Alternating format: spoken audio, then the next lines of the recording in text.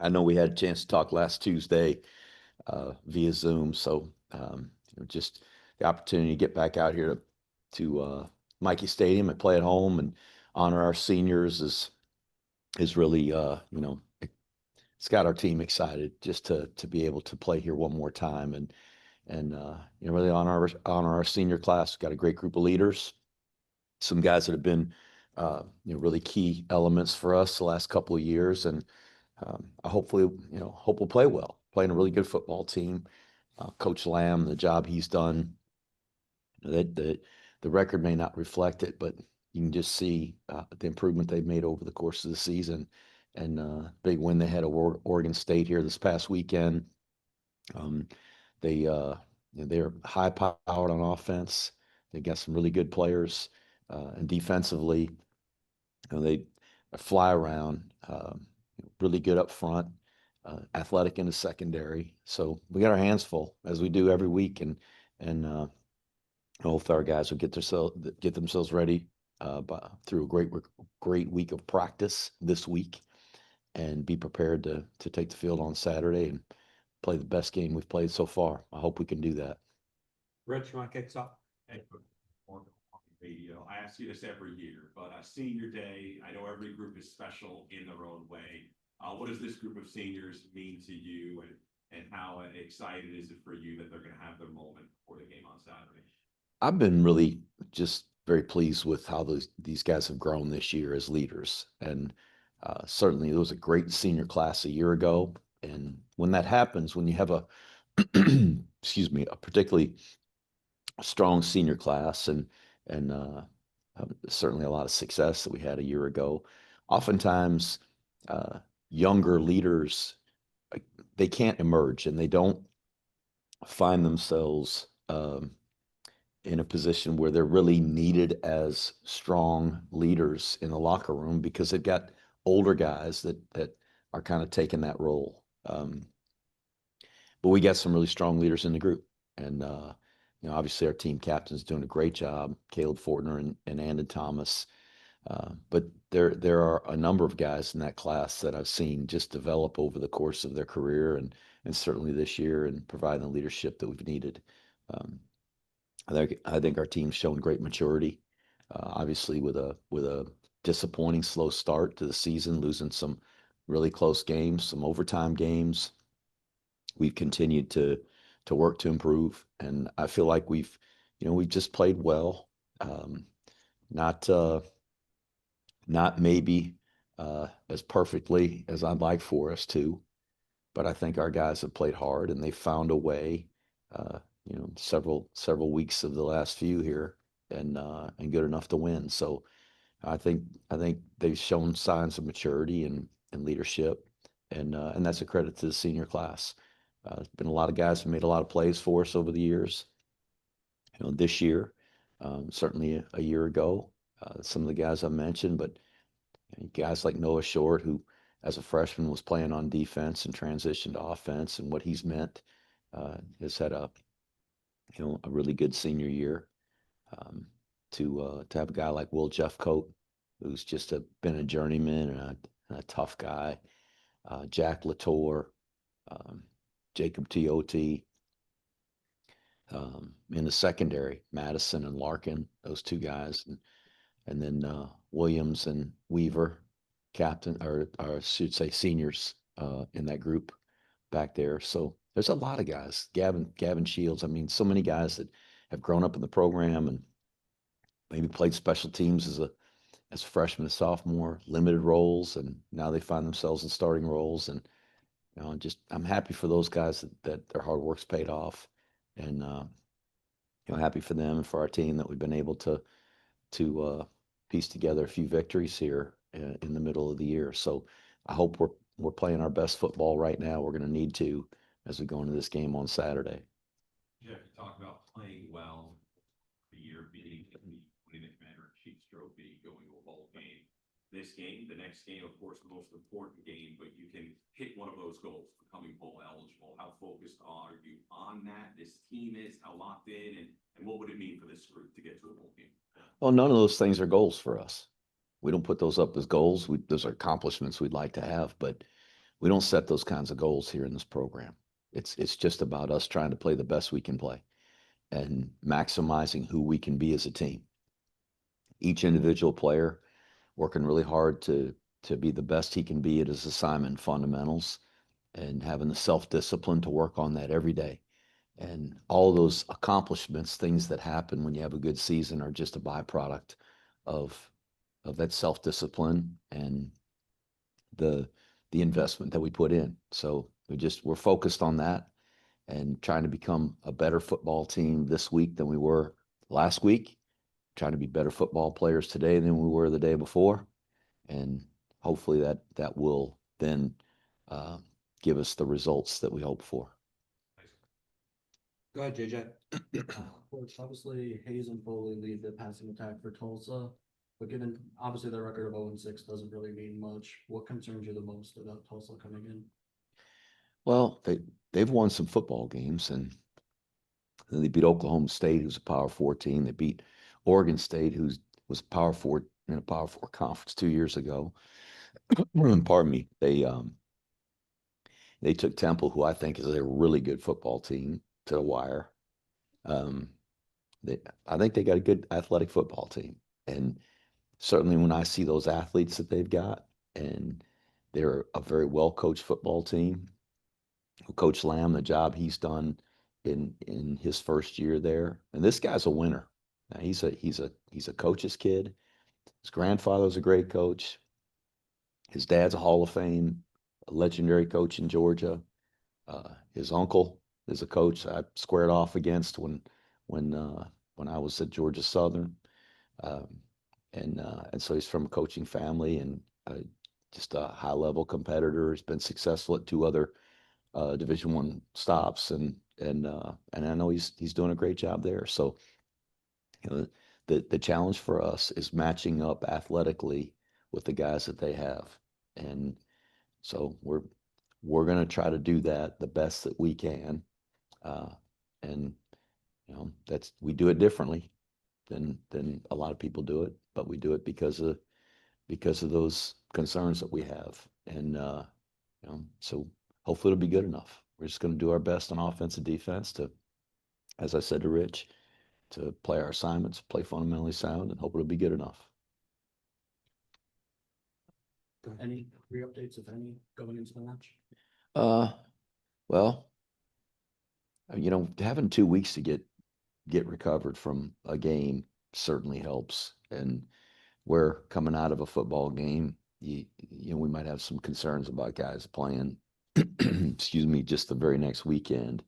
Having 2 weeks gives us a chance to nurse some guys back to health. So um, at this point in the season, I think we're doing pretty good with injuries. We've had some guys that have had some, middle of season procedures and those kinds of things, which set them back. But getting a guy like Cody Harris Miller back is big for us. And there's been a few others that have been out that we anticipate having back again for this game. Ken McMillan. Jeff, just to, I don't know if you want to answer, but just to follow on this question, I see Hayden Reed isn't on the depth this week. What's his status, Bartosh and Tuioti? Jacob Tuioti, we anticipate getting back, likely not for this game. Bartosh is going to practice today. And Hayden Reed, we moved to H. So the position he played a year ago is probably just more of a natural fit for his skill set. And certainly he's played some B back for us and had some really good games for us. But I think just naturally what he does, and we've talked a lot about his ability to run and block and catch.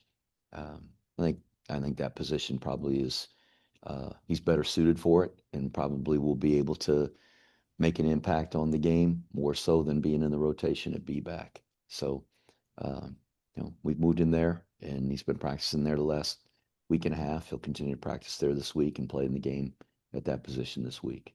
Is that a tough transition at this stage of the season? No, it's like riding a bike for him. He did it for the entire season last year and did a really good job with it. And I think he's very comfortable there. You've had, as you said, you had the bye week last week. What did you guys work on what did you see some progress on it since the last game? Mm. It's probably really boring for somebody to come out there and watch us practice, because it's not like we're going to practice, 13 new trick plays and put a new pass protection in and draw up new route concepts. We're just going to try to do the things that we do better than we did them the week before. And that's boring, but that's how we play. And I still believe that a competitor is going to be the best at what he practices the most. And so if we practice our fundamentals and our plays and our defensive calls and the things we do on special teams over and over and over and over again, so that we don't just get them right to the point where we can't get them wrong, that's going to give us the best chance. So we just do that week in and week out, and try to compel our players to go out there every day and be challenged to get better at those things and not get complacent and not get bored themselves with doing the same thing over and over again. And to follow on the senior question, you mentioned guys who were cracked the starting lineup and did a lot. Tell us a couple names of seniors who would be your unsung heroes, the guys that we're not seeing all the time, but maybe great in the locker room or doing great things in practice. Cooper Allen, he's the holder. He's the starting punter 2 years ago. James Wagonseller beat him out last year and took the job. And James is the starter again this year. And Cooper's found himself a role as the holder. And nobody notices that guy. And he does a really good job with it, takes a lot of pride in it, and still remains a good punter as the backup punter. So that's a guy that comes to mind, certainly. I think guys like Brady, Ned Brady. Ned Brady's a offensive lineman, very little time on the field. He's gotten some snaps, starts on the PAT protection team, takes a lot of pride in that. Tanner Bivens, same, doesn't get a lot of playing time, starts on the PAT field goal protection team. And, that's their role. That's their job. And so when they get asked to go out there and do it, they're going to take a lot of pride in it and do it as well as they can.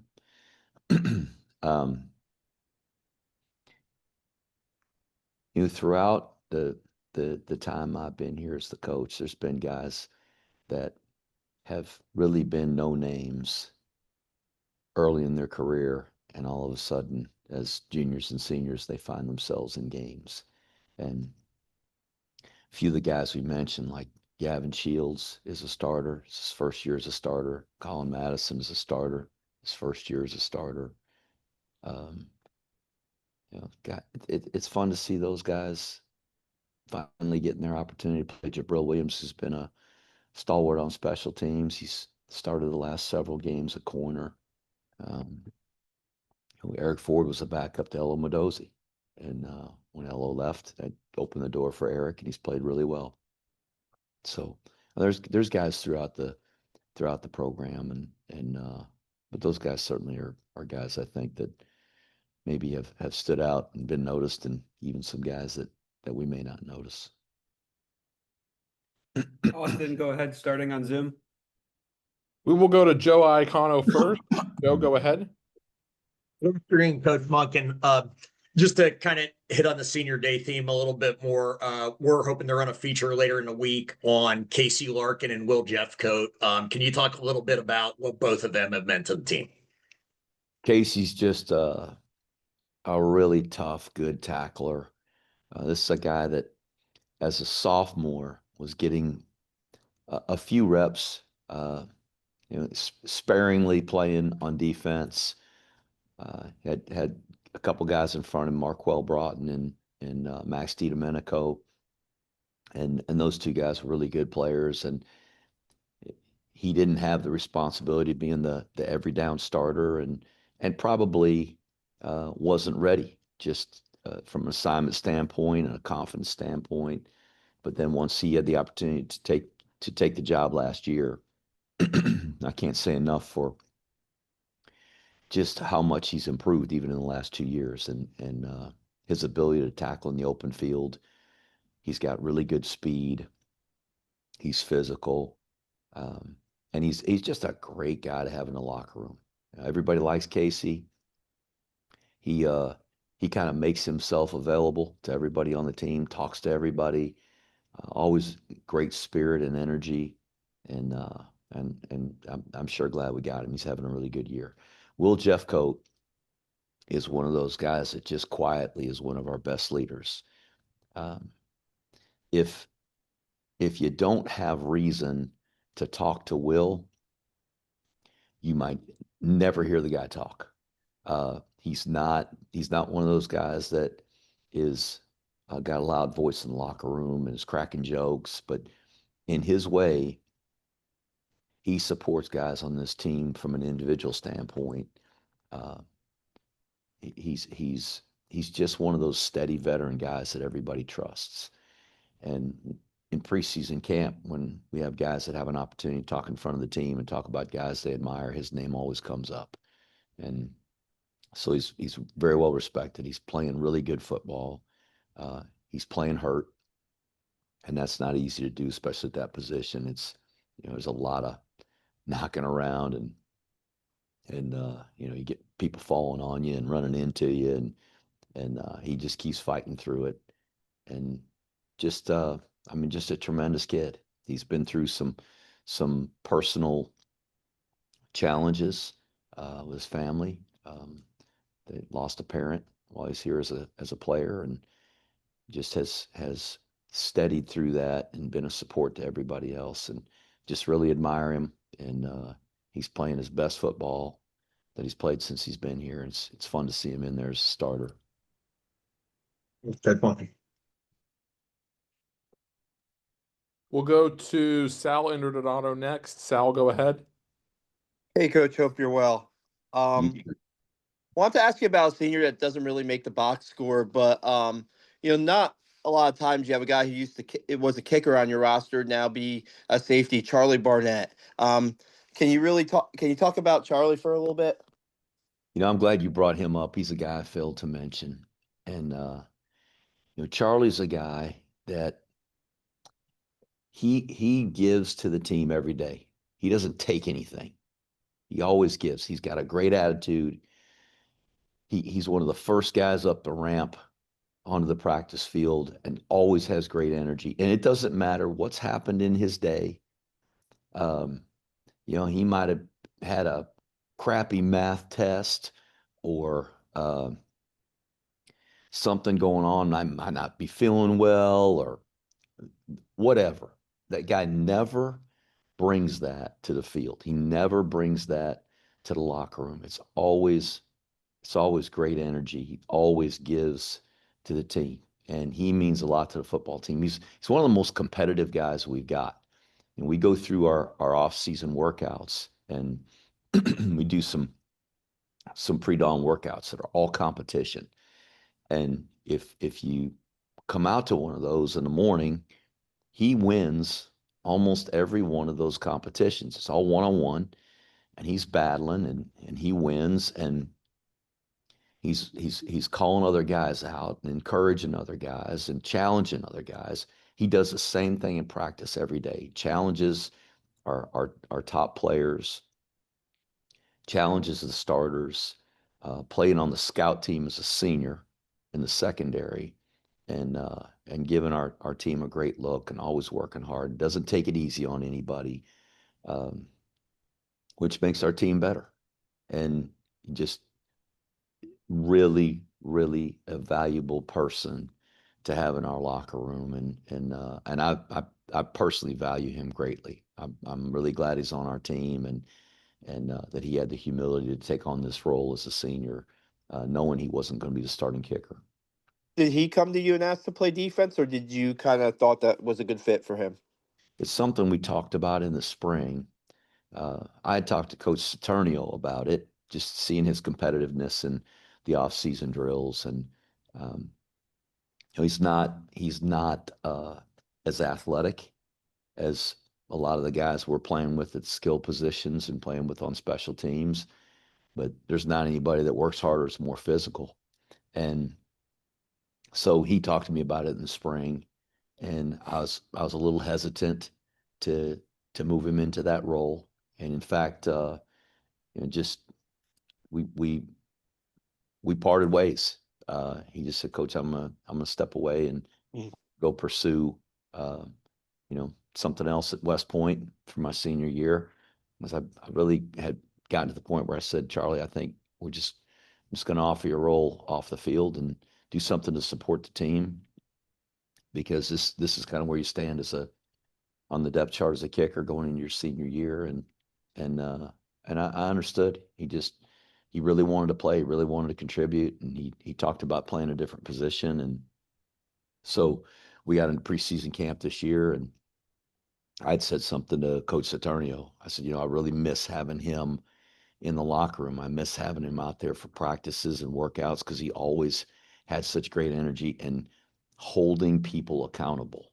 I mean, he would demand that people give their best effort, and I really missed having him here. And so uh, I was probably a week into camp.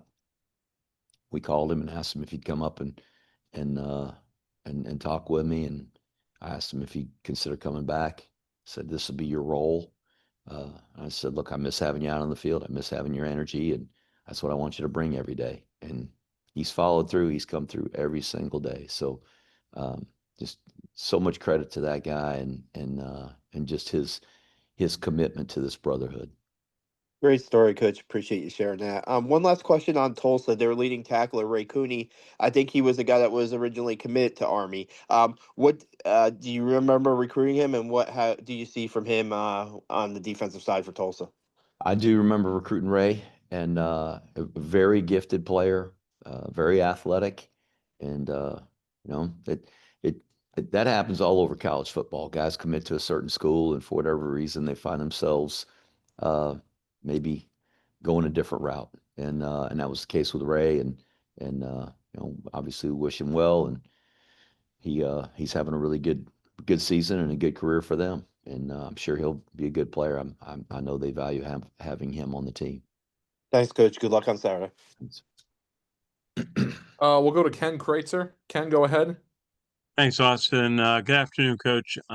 Just on Senior Day, the importance of your two senior inside linebackers this year, Andon Thomas, who's a Campbell Trophy finalist, and Caleb Fortner, the leadership that they brought to your team, and the effectiveness they brought to your defense. Well, they've both been super productive, obviously in terms of their tackles and their ability to make plays for us, and just being in the program as long as they have. Andon was a direct admit. Caleb went through the prep school program, but they've both been in this locker room together for 4 years and developed and grown, and not just as players but as leaders. Caleb was a guy at the prep school that I think really stood out as a leader even there, and he's got those qualities and those skills, and has put him to great use this year. He's a voice for our team.